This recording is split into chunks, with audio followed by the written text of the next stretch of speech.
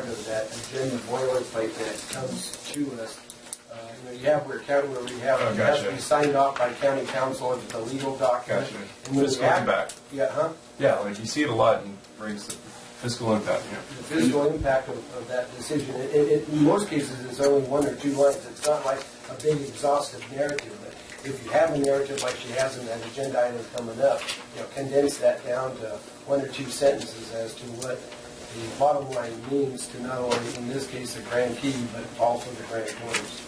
And if I could just try to summarize that a little bit for the record. We talked generally last meeting about this, but some of the potential fiscal impacts are, if jobs are not created or maintained, right? Well, repayment of the entire amount to the state, any litigation that may evolve from our activity as a lender is basically unquantifiable, but is a real. I'm not saying you necessarily quantify it, but if you're creating an open-ended thing where there's potential, but part of that fiscal impact is by going with this here is that we're preserving 37 jobs, and the value of that to our local economy and to the community, is large as well. I mean that. So it's not just the negative side, but also the positive side needs to be out there so we have a clearer picture as to that magnitude.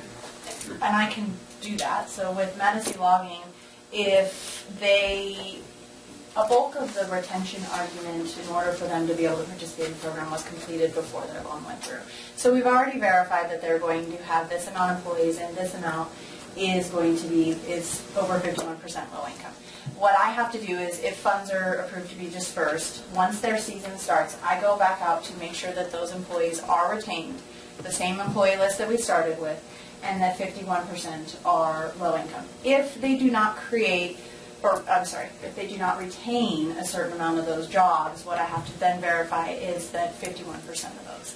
If they do not retain the jobs and 51% are low income, then we are on the hook for the $350,000 and the activity delivery that was charged that loan. So what happens if they have employee turnover and they can't find somebody that qualifies into that low income bracket that they've just let loose, or they've quit, or they're stealing something? Then what happens? Then, as long as we have a little bit of wiggle room with the 51%. Okay. So right now they actually have over. So they don't build the railroad tracks and get somebody off the railroad tracks to. No. And typically, a majority of their employees are low income as it stands now. So we do have a higher percentage. So if they didn't create the jobs, then we're able to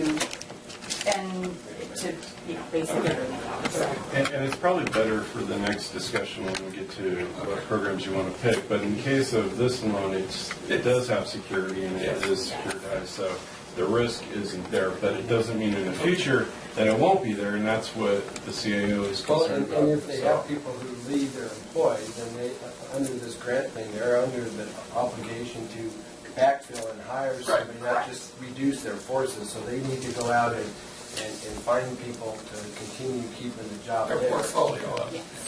Aaron, you had a question? Yeah, I had a couple more questions as we read through all the volume stuff.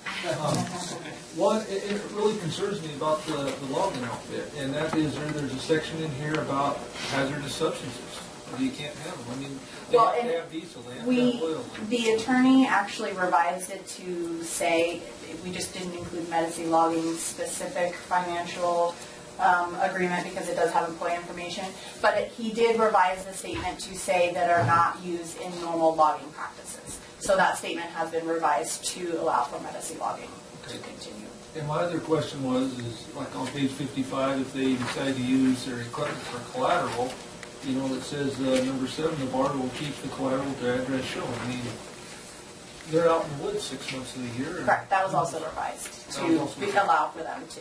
Basically, because the collateral, these are sample, these are just kind of base overview. We send off the specific for each business loan agreement to the attorney, let them know what's happening. These are not the actual documents. No, and the reason being is because they include confidential information, especially regarding the employees. So we just wanted you to be able to see kind of the base of what we were providing.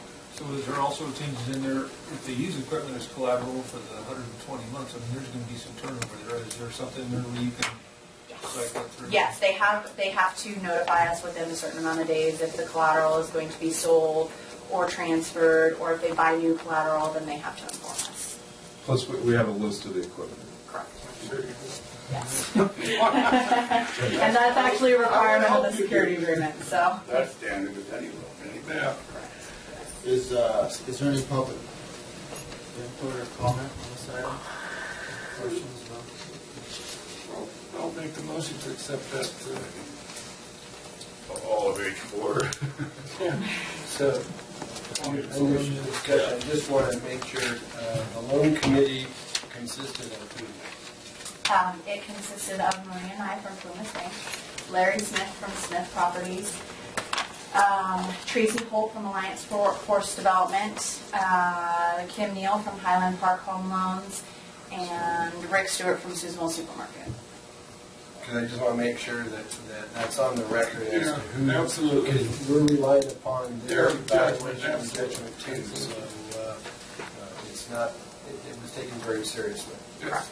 And our underwriter was also present, Bob Nash from Superior, California, and the planning and building staff was.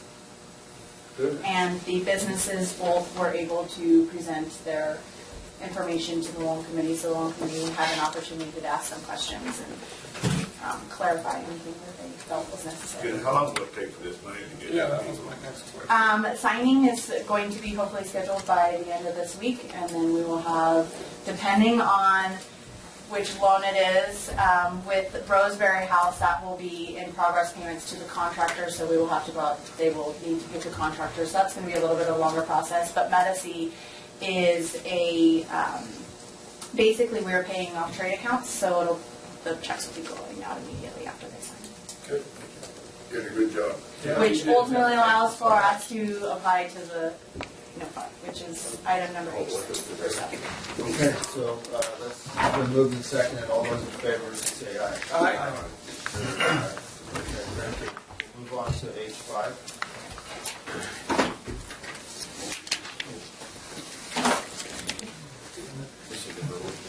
Yes. Yes.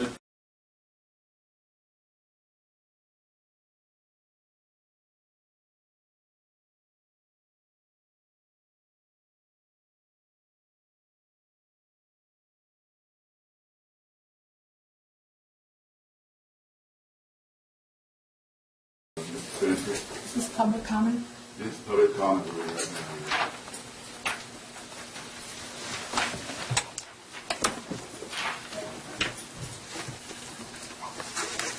This board, and this is the second time I brought this to the board, approved a $350,000 loan to Mitch Logan on March 24th.